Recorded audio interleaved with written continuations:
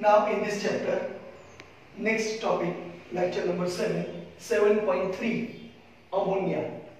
In same way, preparation, properties and uses. First of all, we learn here preparation. So here you see, NH3 present in a small quantities in air and soil, when it is formed by the decay of nitrogenous organic matter, for example urea. NH2CONH2 is known as urea. Okay, so this is the formula of urea. जो nitrogen N2 है, जो nitrogen जो trees या कोई भी green vegetables लेते हैं, वो कैसे लेते हैं, आपको पता होगा, बायोलॉजी में पढ़ चुके होंगे आप कि नाइट्रोजन अमोनियम नाइट्रेट के फॉर्म में लेते हैं, तो वो एयर में और सॉइल में वो प्रेजेंट होता है, उसमें से नाइट्रोजन डिकम्पोज होता है. तो decay of nitrogenous organic matter, for example urea, is you know that one type of fertilizer, NH2CONH2.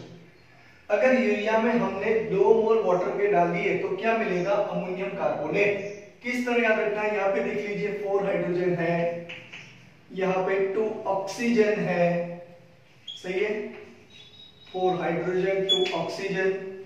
यहाँ पे देख लीजिए 2 हाइड्रोजन इसको दे दीजिए, 2 हाइड्रोजन इसको दे दीजिए तो NH4 प्लस बन जाएगा, और 2 ऑक्सीजन इसको दे दीजिए तो कार्बोनेट बन जाएगा CO3.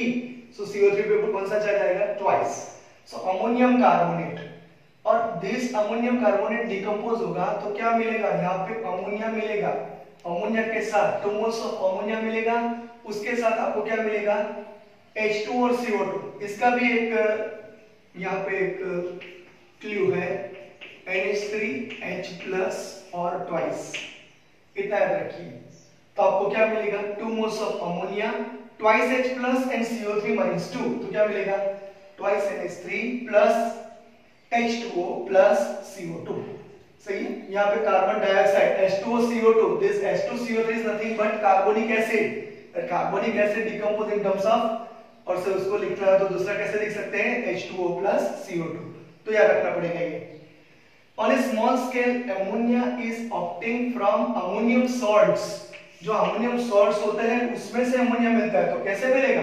तो अमोनियम क्लोराइड के साथ calcium hydroxide, slag of lime उसको कहते हैं, उसका साथ रिएक्शन करने से 2 मोल्स ऑफ अमोनिया, यहाँ पे भी देख लीजिए 2 NH4OH है, 2 NH4OH है. तो 2 NH4OH का मतलब क्या होता है? NH3 प्लस H2 होता है. आगे 2 लिख दो, बाकी रहा CaCl2, तो CaCl2 कैल्शियम क्लोराइड. अगर आपको आयोनाइज आ गया तो reaction become very easy, reaction बहुत इजी हो जाएगा. NH4 twice SO4 plus twice NOH. यहाँ पे भी फिर से देख लीजिए, NH4 है, उसके साथ ट्वाइस OH है, उसका मतलब ये होता है 2 मोल्स ऑफ अमोनियम हाइड्रोक्साइड, और 2 moles of ammonium hydroxide is nothing but 2 moles of NH3 plus 2 moles of H2O. अगर इसको आप करोगे तो NH4 प्लस और OH माइनस आ जाएगा. सही. इसके बाद में Na2 और SO4 सोडियम सल्फेट. याद रखने की टेक्निक है ये. कंप्यूटर रिएक्शन में कभी पूछा जाता है, कभी-कभी प्रिपरेशन ऑफ अमोनिया में पूछा जाता है, तो आपको याद रखना पड़ेगा. Now on a large scale, ammonia is manufactured by Haber's process. This is a very important process. तो यहाँ पे क्या है Haber's process में? 1 mole of N2 gas is reacts with 3 moles of dihydrogen gas in presence of iron oxide as a catalyst, 700 Kelvin temperature and 20 megapascal, or say 200 into 10⁵ Pascal, or say 200 atmospheric pressure. Then product obtained as 2 moles of ammonia and delta H0F is -46.1 kilojoule per mole. So here exothermic reaction is occur. Optimization condition takes place at here. We have to increase temperature but decrease increase pressure but decrease temperature. Optimization condition might be known. In accordance with Lee-Chatterjee principle, high pressure, यहाँ पे लिखा है high pressure would favor the formation of ammonia. यहाँ पे pressure increase करना पड़ेगा. इसका reason यही है कि 1 + 3 = 4 आता है 4 में से 2 मोल्स बनते हैं, उसका मतलब क्या होता है, मोल्स डिक्रीज हो रहे हैं, तो मोल्स को इंक्रीज करने के लिए यहाँ पे प्रेशर को इंक्रीज करो, तो प्रेशर इंक्रीज होने के हिसाब से मोल्स भी इंक्रीज होंगे। तो इस तरीके से अमोनिया का जो फॉर्मेशन है वो ज्यादा होता है। तो यहाँ पे आपको याद रखना पड़ेगा टेम्परेचर कितना है 700 केल्विन, प्रेशर कितना है 200 into 10⁵ pascal, and that is nothing but 200 atmospheric pressure. Catalyst कौन सा यूज किया गया है, FeO, this is known as iron oxide with small quantity or say small amounts of K2O, this is known as potassium oxide, and alumina, Al2O3. This mixture we add because we have to increase the rate of attainment of equilibrium. Is it clear? Increase the rate. आपको क्या करना है, जो equilibrium होता है उसके हिसाब से जब equilibrium डेवलप होगा तो उसका rate of reaction increase करना पड़ेगा, तो ये आपको याद रखना है। और जो लास्ट में दिया गया है वो flow chart of we can say that flow chart of manufacture of ammonia. Manufacture of ammonia है, बहुत ही सिंपल है डायग्राम, एक बार प्रैक्टिस करोगे तो हो जाएगा। यहां पे देख लीजिए, यहां से हम H2 पास करेंगे, यहां से N2 पास करेंगे, ये की क्वांटिटी कितनी लेनी है यहाँ पे लिखा है 3 मोल्स, यहाँ पे 1 मोल। ये आ जाएगा कंप्रेसर में, कंप्रेसर में प्रेशर कितना है 20 megapascal, remember this one 20 megapascal, PA is there, so PA means what, mega means what 10⁶, तो यहाँ पे 200 into 10⁵ है तो 20 into 10⁶ हो जाएगा, तो 20 मेगापास्कल और 200 एटमॉस्फेरिक प्रेशर लेंगे तो भी चलेगा, वो जाएगा इस तरफ से, यानी कि यहाँ पे N2 और H2 का क्या होगा, रिएक्शन होगा। वो रिएक्शन होने के बाद यहाँ पे मूव कहां से होगा, एरो सोर्स द रिएक्शन, जो एरो लिखा है वहां पे देख लीजिए, यहाँ पे ये मूव होगा।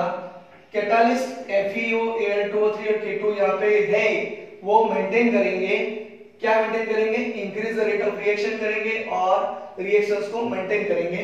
उसके बाद में यहां से ये मूव होगा, देख लीजिए, तो यहाँ पे क्या मिलेगा, N2 मिलेगा, H2 है और अमोनिया भी है, तो वो कहां जाएगा, पहले इस कॉइल से यहां से होके यहां, तो लिक्विड अमोनिया बन गया।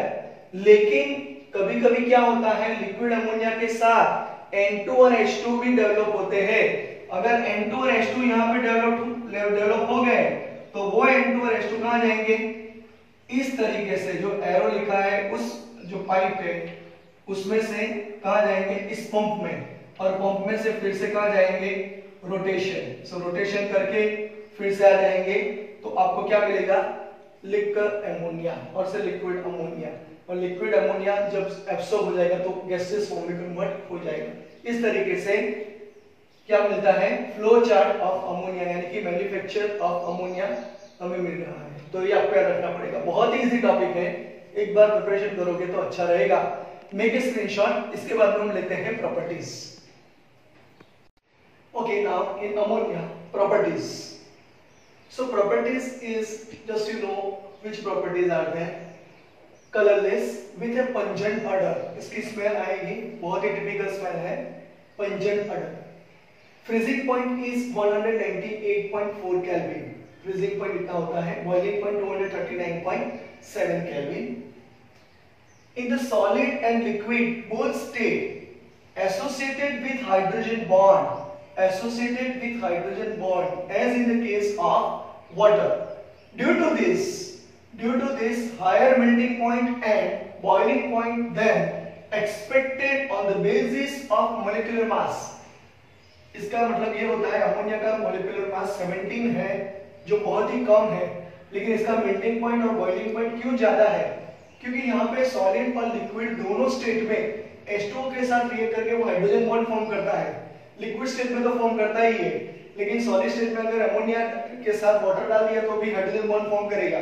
तो उसके हिसाब से जो मॉलिक्यूलर मास 17 ग्राम्स पर मोल बहुत ही कम है, लेकिन जो बॉइलिंग पॉइंट और जो मेल्टिंग पॉइंट है वो ज्यादा है हाइड्रोजन बॉन्ड के हिसाब से, आपको याद रखना पड़ेगा।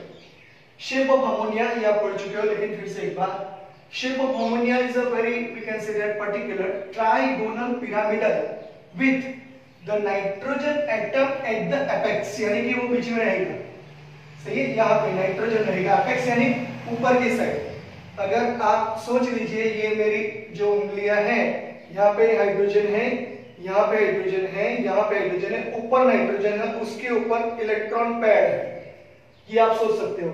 तो उसके हिसाब से नाइट्रोजन पे ये लोन पेयर ऑफ इलेक्ट्रॉन रहेगा, ये बॉन्डिंग पॉइंट पेयर है, ये भी बॉन्डिंग पेयर है, ये भी बॉन्डिंग पेयर है, सही है। आपको याद रखना पड़ेगा एपेक्स का मतलब क्या होता है, ऊपर का भाग, तो वो नाइट्रोजन ऊपर रहेगा। तो याद रखो trigonal pyramidal with the nitrogen atom at the apex, बहुत ही पर्टिकुलर शेप है। 3 बॉन्ड पेयर्स, यानी कि हाइड्रोजन और नाइट्रोजन कोवैलेंट बॉन्ड बनाएंगे, ये 1 बॉन्डिंग पेयर है, ये सेकंड है और ये थर्ड है। So 3 bond pairs are present and nitrogen having 1 lone pair of electron, यानी कि 1 लोन पेयर ऑफ इलेक्ट्रॉन भी प्रेजेंस है और हाइब्रिडेशन का होता है sp3। ओके, नाउ NH3 यानी कि अमोनिया और अगर उसके हाइड्रोक्साइड को एसिड और बेस के साथ रिएक्ट करोगे तो क्या मिलेगा, ये प्रैक्टिकली बहुत ही इंपॉर्टेंट है। अगर अमोनिया और हाइड्रोक्लोरिक एसिड को रिएक्ट करोगे तो मिलेगा यहाँ पे H+ और Cl-, loan pair of electron H+ को खींच लेगा तो बनेगा NH4+ Cl- अमोनियम क्लोराइड। बहुत ही इजी प्रैक्टिकल है, अगर आप प्रैक्टिकल जानते हो तो।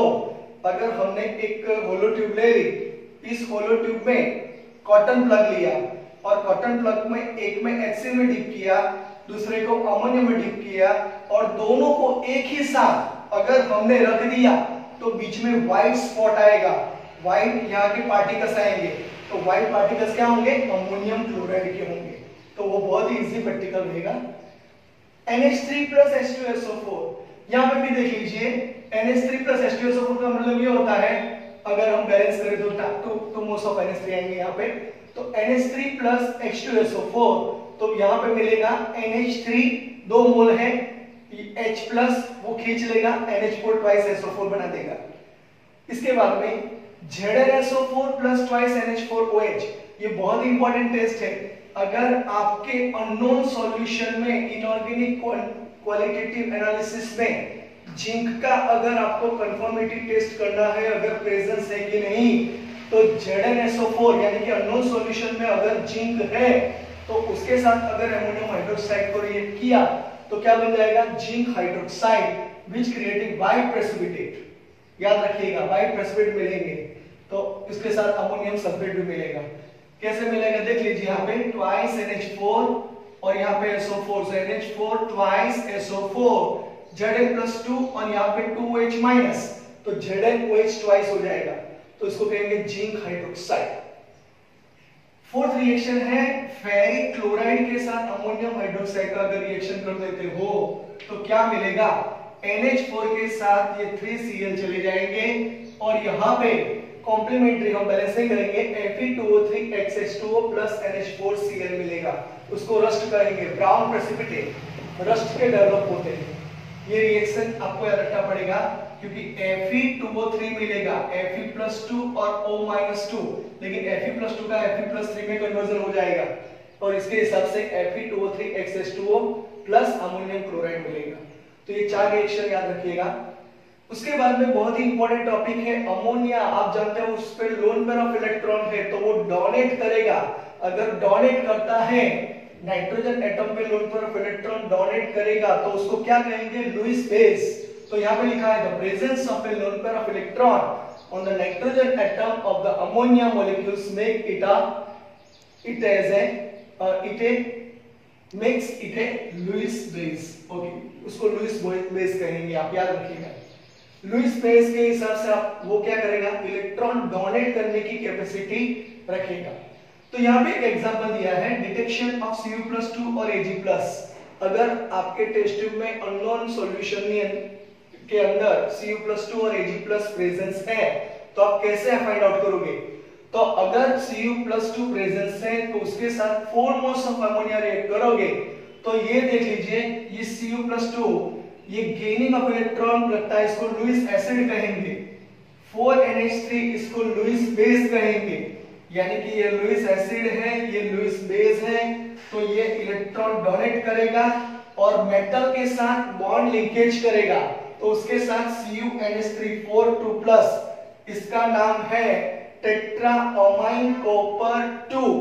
Once again tetraammine copper 2 ion, ये आपको कोऑर्डिनेशन कंपाउंड में जानने को मिलेगा। डीप ब्लू कलर का हमें प्रेसिपिटेट मिलेगा, तो इसके हिसाब से हम कह सकते हैं ब्लू में से डीप ब्लू कलर का प्रेसिपिटेट मिलता है, तो हम कह सकते हैं कि यहाँ पे Cu+2 प्रेजेंस है। अगर AgNO3 यानी कि Ag+ प्रेजेंस है, तो Ag+ के साथ अगर Cl- रिएक्ट करेगा तो AgCl सॉलिड बन जाएगा, सिल्वर क्लोराइड का प्रेसिपिटेट। और दिस सिल्वर क्लोराइड जो बाय प्रेसिपिटेट है उसमें 2 मोल्स ऑफ अमोनिया हमने डाल दिया, तो हमें मिलेगा ये Ag को NH3 खींच लेगा, तो AgNH3 twice Cl ये कॉम्प्लेक्स बनाएगा, तो वो कौन सा होगा? कलरलेस। ये व्हाइट प्रेसिपिटेट थे, यहाँ पे क्या आ गया? कलरलेस, कोई भी प्रेसिपिटेट नहीं आएगा, तो AgNH3 twice Cl diamine silver 1 chloride ये कॉम्प्लेक्स बनता है, और इसके हिसाब से हम कह सकते हैं कि यहाँ पे Ag+ और Cu+2 प्रेजेंस हो सकते हैं। तो ये पूरा सेशन है वो इनऑर्गेनिक क्वालिटेटिव एनालिसिस का सेशन है और बहुत ही इंपॉर्टेंट है। अमोनिया और अमोनियम हाइड्रोक्साइड और अमोनियम के जो भी हाइड्रोक्साइड है वो कैसे रिएक्ट करते हैं, इस जो रिएक्शंस में बताया गया है। तो मेक ए स्क्रीनशॉट। प्रॉपर्टीज यहाँ पे खत्म होती है और उसके बाद में हम पढ़ेंगे यूजेस। अमोनिया का यूजेस यहाँ पे देख लीजिए। To produce various nitrogenous fertiliser, आप जानते हो कि नाइट्रोजन अमोनिया में जो नाइट्रोजन है वो बहुत इंपॉर्टेंट है, वो फर्टिलाइजर में यूज होता है। तो कौन कौन से यहाँ पे कंपाउंड मिलेंगे? अमोनियम नाइट्रेट, पहला कंपाउंड मिलेगा अमोनियम नाइट्रेट, उसकी फॉर्मूला है NH4NO3, urea NH2CONH2, ammonium phosphate NH4 thrice PO4, ammonium sulphate NH4 twice SO4। वो नाइट्रोजनियस फर्टिलाइजर में बहुत इंपॉर्टेंट पार्ट लेंगे। दूसरा पार्ट है in the manufacture of some inorganic nitrogen compounds the most important are being used, we can say that nitric acid by Ostwald's method, and liquor ammonia is also used, or say liquid ammonia is also used as refrigerant। Refrigerator जो होता है उसमें भी use किया जाता है, तो आपको याद रखना पड़ेगा। ये यूजेस बहुत ही सिंपल है। तो सारे क्वेश्चंस मिला के हम देखेंगे अमोनिया के। पहले देख ली प्रिपरेशन, उसके बाद में प्रॉपर्टीज, और उसके बाद में यूजेस। 3 मार्क्स का क्वेश्चन है, एक बार आप लिख लीजिएगा, बहुत इजी रहेगा। 1 and 1 यानी इसका हाफ मार्क्स और इसका हाफ मार्क्स, तो 1 मार्क्स हो गया। प्रिपरेशन में भी उस तरह, प्रॉपर्टीज में भी उस तरह। अगर आपने 2 प्रिपरेशन लिख दी, 2 प्रॉपर्टीज लिख दी तो भी चलेगा, लेकिन 3 तो लिखो, एक गलत हुई तो कोई प्रॉब्लम नहीं होगा। इसलिए पूरी तरह से प्रिपरेशन कर देना। तो ये पार्ट भी खत्म हो रहा है 7.3 अमोनिया। उसके बाद में आएंगे ऑक्साइड्स ऑफ नाइट्रोजन, आप 7.4 में पढ़ेंगे। तो ये यूजेस भी यहाँ पे बहुत ही शॉर्ट सेशन ये यूजेस बता था।